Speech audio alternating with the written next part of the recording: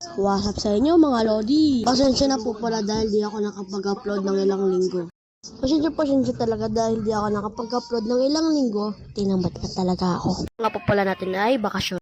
So yun, tara. Ba naman yan? Ang boring naman dito sa bahay. Nga. Ay, Bornak, may naisip ka ba? Wala, magbabakasyon kami sa probinsya namin. Doon sa Batangas ninyo? Doon din kasi kami magbabakasyon eh. Kasi dadalawin namin yung lola namin doon. Ikaw naman, Betty. Wala kasi kami probinsya eh. Ay, ganun, sayang naman. Kaya babay na, uwi na ako. Ako din. Pati rin ako. A few inches later. A few days later. Mga bata, mag-impake na kayo.